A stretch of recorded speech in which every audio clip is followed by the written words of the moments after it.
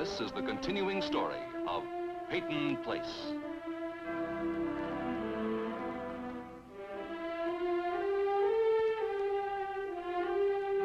Starring Dorothy Malone as Constance Mackenzie, Warner Anderson as Matthew Swain, Ed Nelson as Michael Rossi, and Mia Farrow as Allison Mackenzie.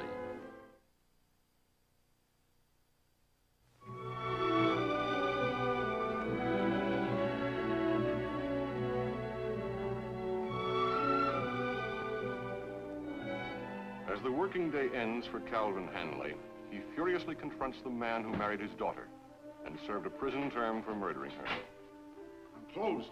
Closed to what?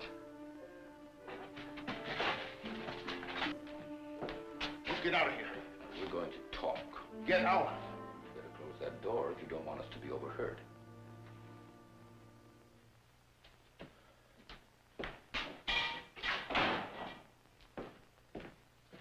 Now, I'm sure you've been telling Wainwright what a faithful, dedicated wife Elizabeth was.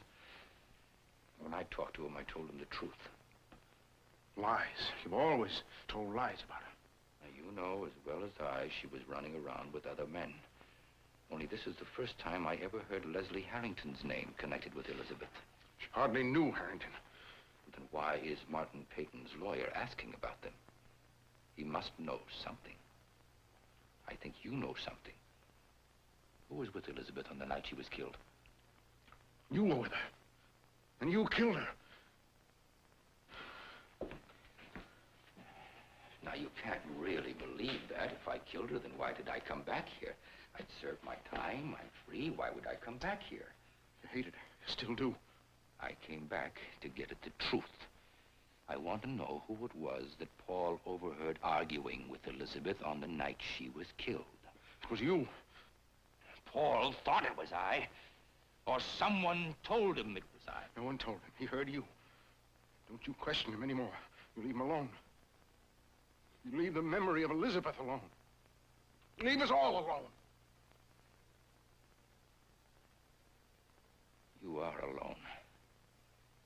Alone with all those things you're trying to bury somewhere in that twisted mind of yours.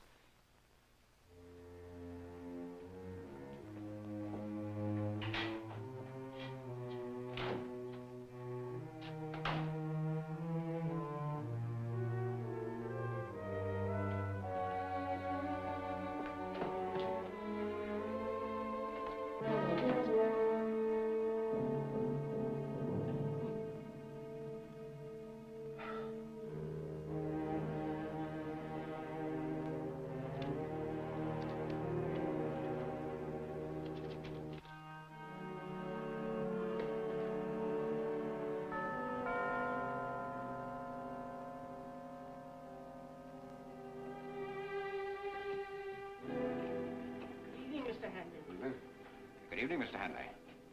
Let Christine take your coat. No, that won't be necessary. Won't you come in? Can I fix you a drink? I'm not a drinking man. On the phone, you said the matter was urgent. Lawyer came to see me this evening, Mr. Harrington. Said he represented your father-in-law, Martin Peyton. Well, what did he want? Asked a lot of questions. Questions about my daughter, Elizabeth, and you. Me? Why is he asking questions? You might as well know, Mr. Hanley, my wife wrote her father a letter saying I'd been very friendly with your daughter. Go on. She also said that I'd visited your daughter on the night she was murdered. Did you? You know my wife's condition. You filled her prescriptions. So surely you can realize how unstable and confused she was. Did you see my daughter that night? Of course not. You know that. I know a great deal more than you think I do. You better make sure my daughter's name never comes up in court. Well, I appreciate your concern, Mr. Hanley. You better make sure. Absolutely sure. I think you're threatening me. I certainly am, Mr. Harrington. Unless you do something to stop this. I promise you, my daughter's reputation won't be the only one dragged through the mud of Peyton Place. Just a minute, Mr. Hanley.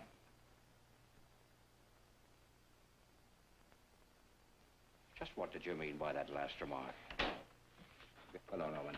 Hello, Dad. Mr. Hanley. Evening. Good night, Mr. Hanley. We'll talk again.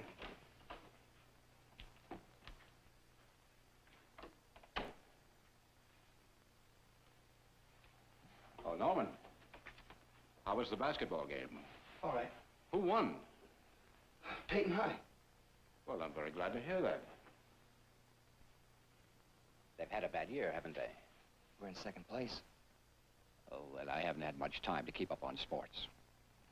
What was Mr. Hadley doing here? Just dropped by. With a prescription? Of course not. It was a business matter. He's never been here before. What's your point, Norman? What's yours, Dad? Business with the druggist at this late hour? Or something to do with Mother's will? Or with her prescriptions, maybe? Are you trying to get him to say that she'd been taking so many drugs she didn't know what she was doing? You're very good at jumping at the wrong conclusions, Norman. Can't you understand I'm only fighting for what someday will rightfully belong to you and Rodney? Dragging Mother's name into court for Rodney and me? For Rod, you, and for myself. I'm not going to let Martin Peyton take anything away from us. You amaze me, Dad. You really do. You won't let Martin Peyton take anything away from us, will you? Okay, Dad. Okay. But I wish you'd tell me one thing. Just one thing. What do you think we'll have left?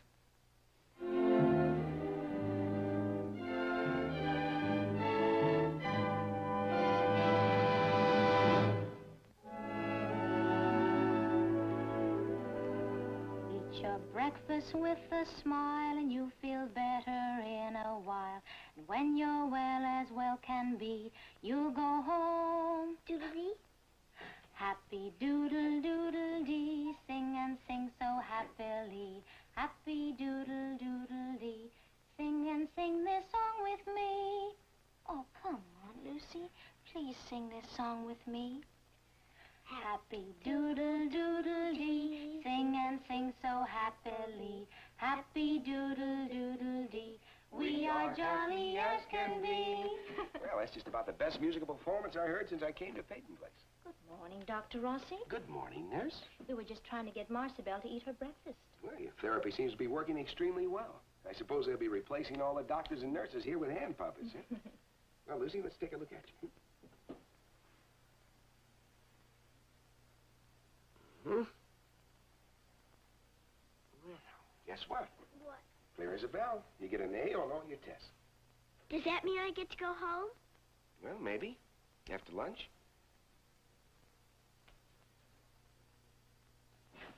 Can I give Lucy her bath now, Doctor? Well, how about your bath, Lucy? I'm not dirty, but okay. Slide this out of the way. Yes. All right, out you go. And your slippers?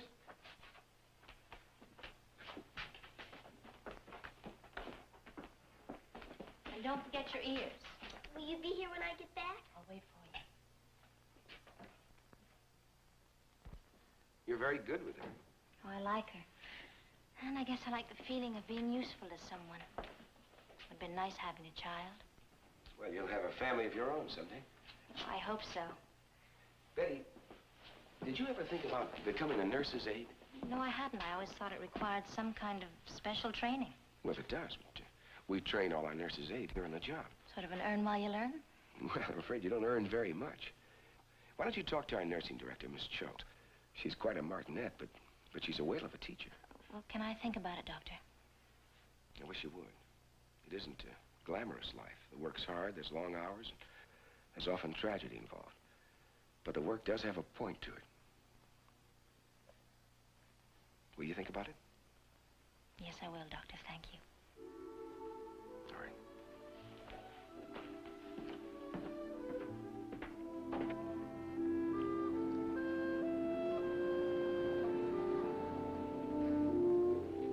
Hello, Paul. Good morning. Good morning. You waiting for me? Yes, I am. I'd like to pay that bill. You know, when I get an honest impulse, I feel I should act on it right away.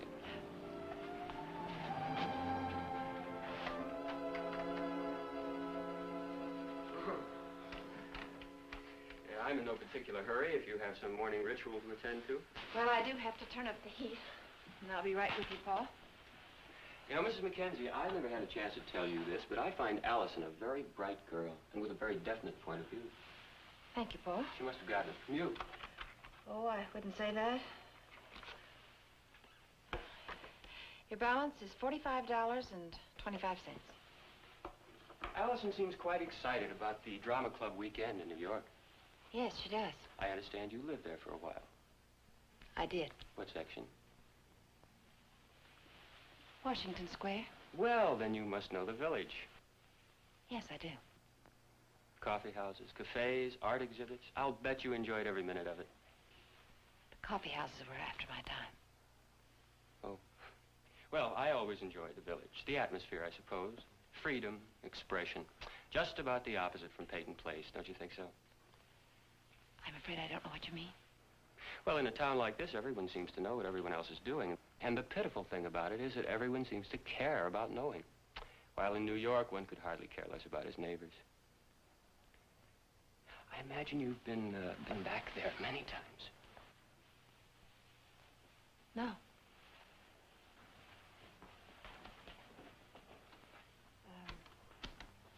$45.25. Oh, yes, yes. Here you go.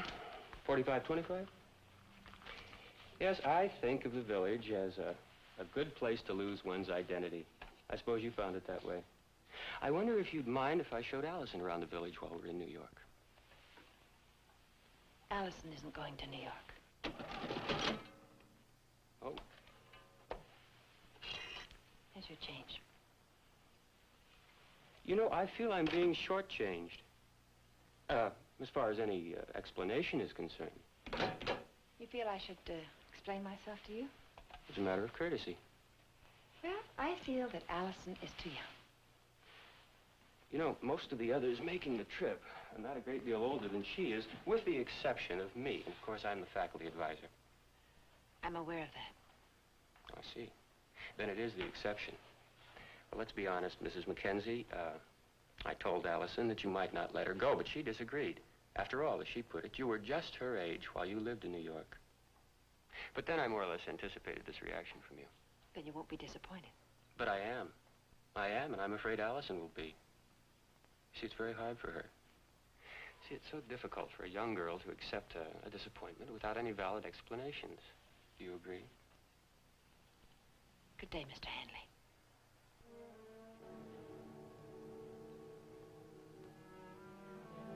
Good day, Mrs. Mackenzie.